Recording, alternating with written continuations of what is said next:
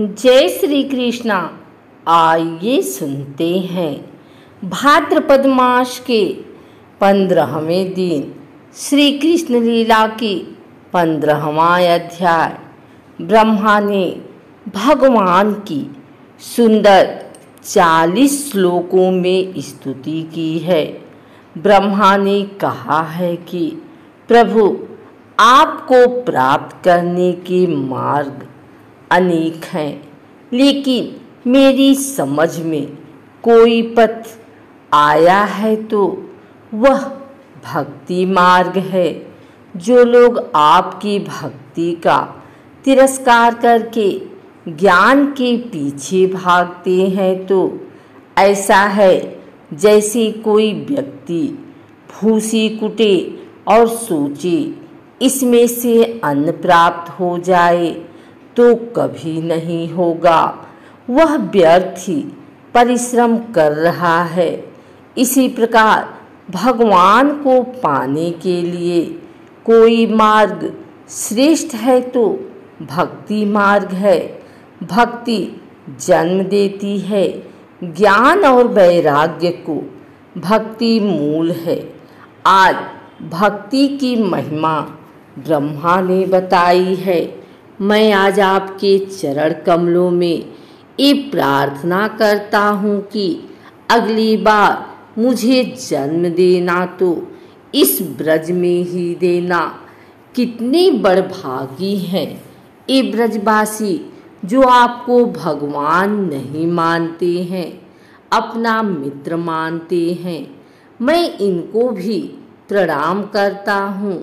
ब्रह्मा ने ग्वाल बाल और बछड़े भगवान को प्रदान किए हैं। भगवान ने अधासुर को भी मारा था। सभी ग्वाल बाल ने 1 वर्ष के बाद घर जाकर बताया कि आज लाला ने अघासुर को मारा है। भगवान पौगंड अवस्था में प्रवेश करते हैं। भगवान की आयु है 5 से 6 वर्ष की। भगवान अपने पलंग पर सोए हैं। मैया चांदी के कटोरे में रबड़ी बनने से पहले उतार लिए जाए दूध जलने से पहले उतार लेकर आई है, लेकिन भगवान ने पीने से मना कर दिया। भगवान बोले कि हम बड़े हो गए हैं, अब हम गौचारण के लिए जाएंगे। मैया बोली, ये बात तुझे करनी है तो अपने पिता से करियो। अब रात हो गई है, तू ये बात अपने पिता से सुबह करियो। जैसी वो आज्ञा देंगे वैसा हम प्रबंध करवा देंगे। तो मैया ने लाला को जैसे तैसे समझाया और अधोटा पिलाया और सुलाया। प्रातःकाल भगवान सोकर उठे, माँ को प्रणाम किया और नंद बाबा के पास गए और भगवान बोले, बाबा बाबा, अब हम बड़े हो गए हैं, अब हम बछड़ा चराना जानते हैं। अच्छा नहीं लगे हैं, हम गैया चराएंगे। नंद बाबा बोले कि ऐसे थोड़े ही जाओगे, पहले पंडित जी को बुलाएंगे और मुहूर्त निकलवाएंगे। लाला बोले कि ठीक है, मैं अभी पंडित जी को बुलाकर आ जाता हूँ।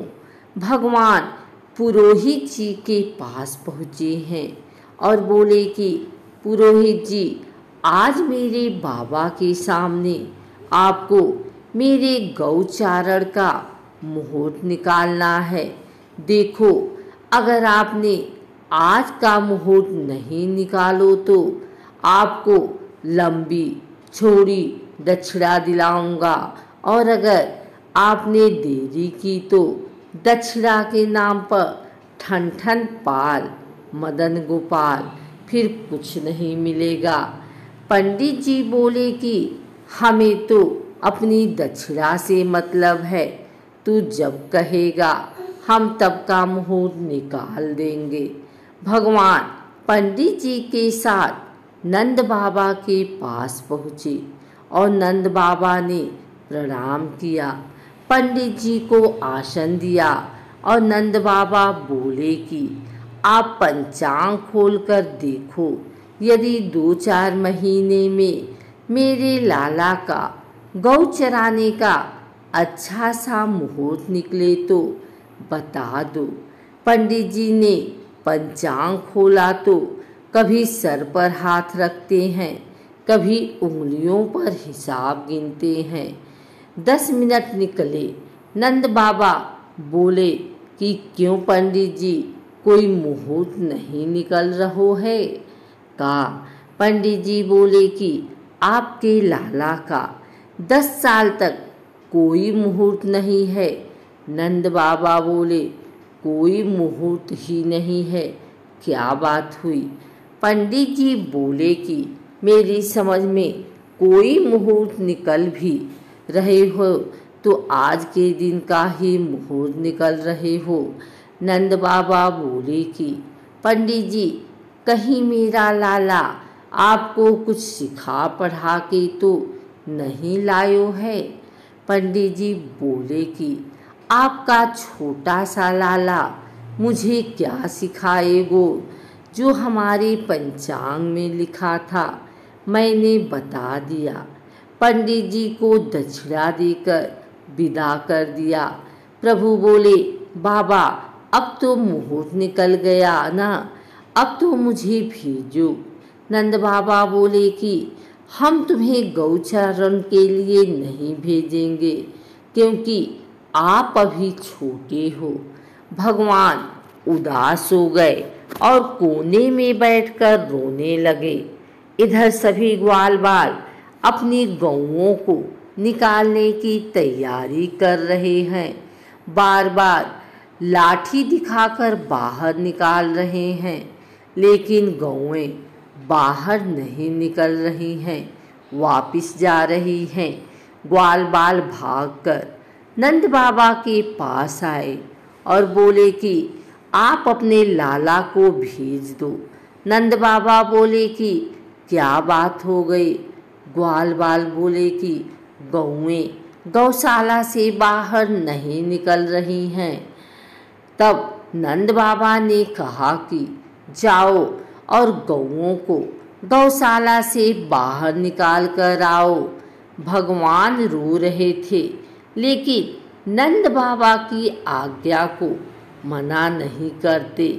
उसी समय उठे और अपनी कमर से बांसुरी निकाली और एक मिट्टी का एक छोटा सा चबूतरा था और बांसुरी बजाने लगे।